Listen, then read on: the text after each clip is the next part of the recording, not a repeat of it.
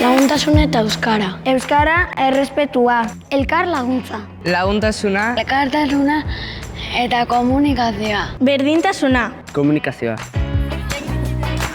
2023-2024 urteko ikasturtean ikerketa egin genuen Pasaiako udalak eskatuta eta bertan Pasaiako 3 kirol taldeetan aztertu genuen bai genero eta bai hizkuntza praktikak nolakoak diren bertan.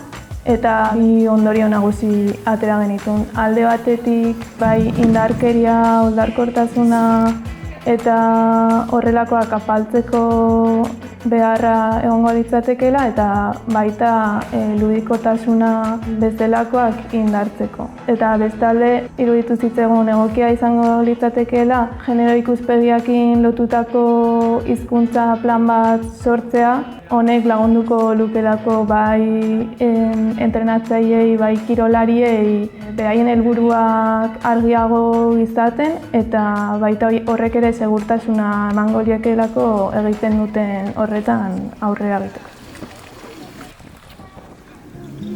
Kirol arloan euskarari dagokionez erronka potentea ditugu. Eskola kirolan arloan behaketak adierazten dute erabilera nahiko altua dela. Ordea, kirol federatuan eta kluben artean erabilera hori asko jaisten da.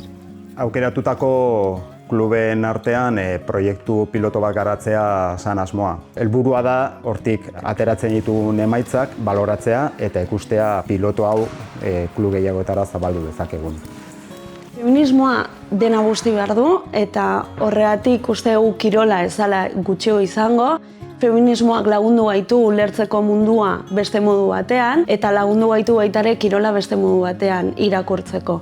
Hain zuzen ere, lehen kontuan ez ziren hartzen gai batzuk, orain bai mahaigaineratu dira, gorputz ez normatiboak kontuan hartzen dira, lehiakartasuna beste modu batean eraikitzen da eta gero baita ere kideen arteko edota etsaien arteko harremana ere bai beste modu batean eraikitzen da.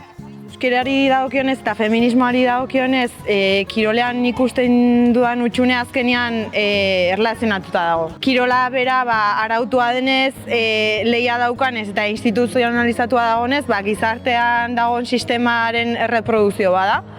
Sistema kapitalista, orduan jungo da hizkuntza gutxituen aurka, feminismoaren aurka, eta beti inberko da borroka horren kontra, ezta? Horren ondorioz, iruditzen zaidana da kirola praktikatzen duen edonork edo kirolean entrenatzai edo begirale dan edonork kontzientzia handia eduki behar duela, bere kirolariei transmititzeko zenbait ideia euskararen sustapenarekin edo feminismoaren alde daudenak. Eta eredu hori eraldatzeko pixka bat saiatu beharko duela beste dinamika batzuk aplikatzen.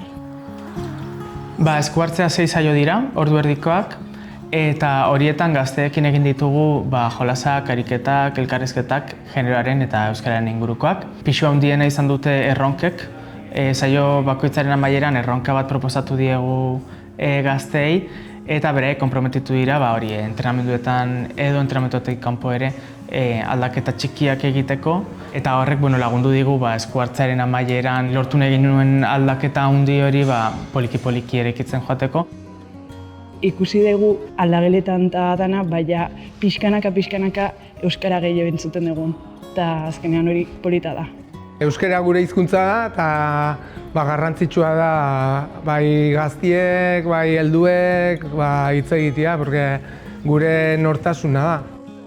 Saio guztietan ahalegindu gara gazteen ahotsa erdigunean jartzen, izan ere gazteak beren egunerokoaz hauzen hartzen jarrita eta horri begira jarrita errazagoa da beren implikazioa lortzea nolabait.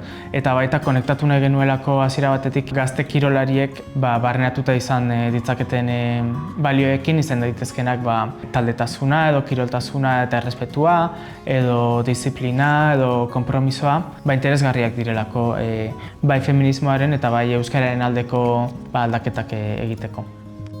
Egin genuen erronka bat, non jartzen ginen bikotetan, eta bikote horiek egin behar genuen hitz egin euskeraz klasetan zehar. Erronka ondo atea zen, gutxi gora bera orain denen artean hitz egiten dugu euskeraz.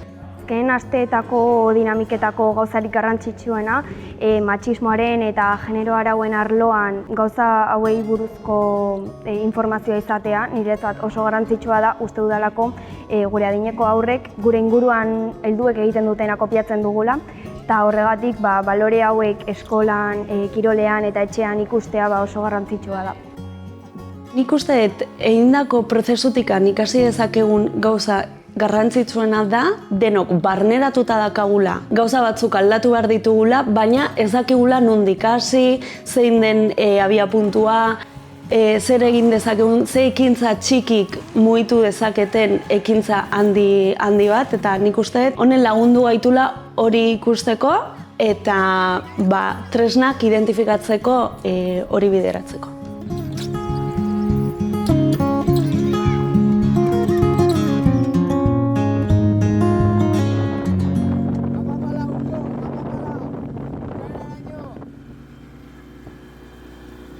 Buruak danak, aurrera begira!